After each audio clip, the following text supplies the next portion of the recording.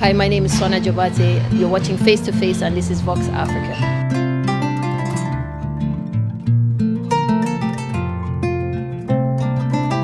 So I started the kora from a young age, born into what is called a griot family. So that means a hereditary tradition. It's in West Africa, Gambia, Senegal, Mali, Guinea-Bissau, this region of West Africa. So I started the instrument very young because this was a hereditary family tradition. I learned from my older brother and then later also my father. So this has been a lifelong journey for me, yes.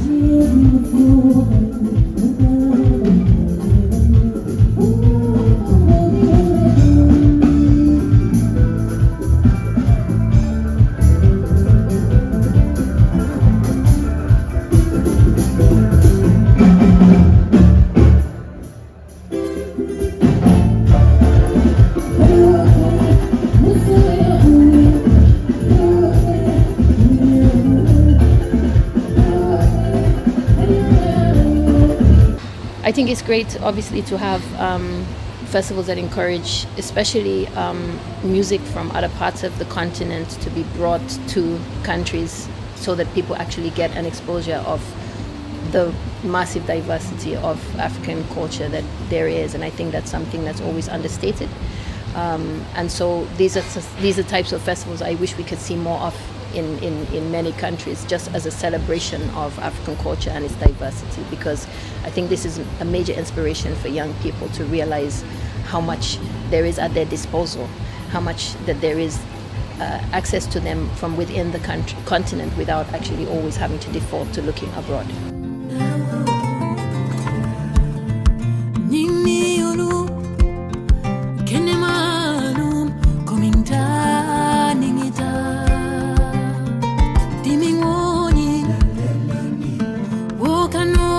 I think people will always recognize me as being the first female kora player to come from a griot family, and that is a fact in that sense. And so I don't want to undermine the importance of that. That is obviously carries a lot of weight. What I often just draw attention to is what is my drive. And I think that's important too, because other women who are also looking, and young women who are also looking to pioneer in not just obviously in music, but in any way, I often try to remind them that don't let that be your inspiration. Let what your inspiration be what is inside you and your commitment to whatever it is that you're trying to achieve, rather than the idea of being female or not. However, what has meant a lot to me in recent years has been the impact of what I'm doing on young girls, especially young girls that I come into contact with at my academy, because what is far more powerful to them than any inspirational talk by people is just being around and witnessing and seeing a female and being able to achieve things. Somebody running an academy, being in charge of a whole team of people, but also working as a somewhat in a space that has not been occupied by a female before in terms of playing kora. The demonstration of that is far more powerful than any words I could hope to think of to say to them. And so I think this is what has actually even brought me to embrace that even more.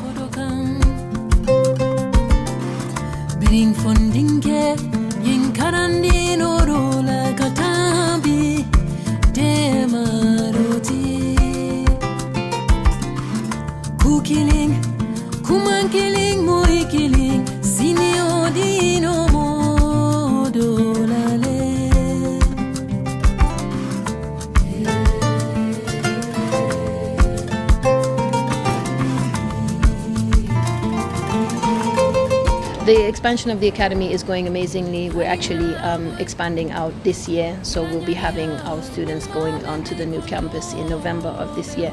So it's been a very constructive process so far, and being able to also focus a lot on the development of the curriculum, which is, after all, the main focus of the academy is the curriculum development. The goal is to make sure that we can bring this system, this academic education, not just to other places in the Gambia, but also other places on the continent too.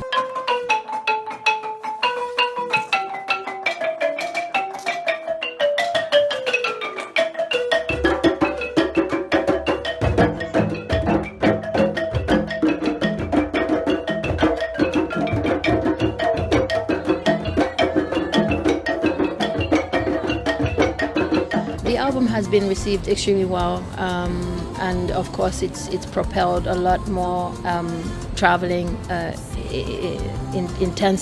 incessant, I would say. So much so that I'm actually now looking at trying to scale back a little bit because of also, you know, my commitment. As much as I am very passionate about my music, for me, my main goal in my life is to make sure that I succeed with my contribution to education. So this is why I'm actually trying to now balance things a little bit more with the education work that I'm doing in the Gambia.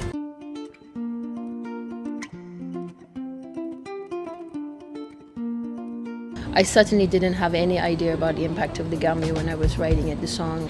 I honestly actually wrote it in a bit of a haste because I was trying to get it out in time for our Golden Jubilee celebrations in February of 2015. So it was a particular month.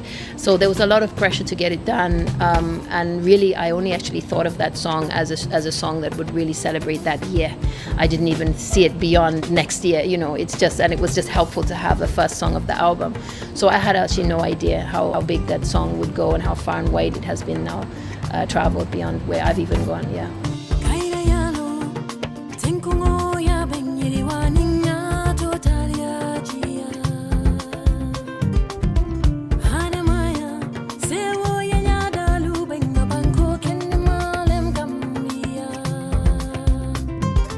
I don't feel any feelings of nerves at all with performing. What I do get incredibly nervous of is when my son is performing, and I've also put together a new group for him, and I'm pushing them now. So I'm also encouraging them to be doing a lot of the support act for my own shows, which we just did in the Barbican in London a couple of days ago. And that is like the taste of nerves is unbearable. It's nauseous, yeah. So I get extremely nervous when it's them, but it's because of the fact that it's out of my hands, and you know, I want them to do so well so much. And I think I just have always had this feeling that, you know, these are the guys that will be there when I'm gone, right? And so I just really have this feeling of, you know, in internal pressure that this just needs to work. You know, I want the best for them. And so yes, that's when I get those emotions.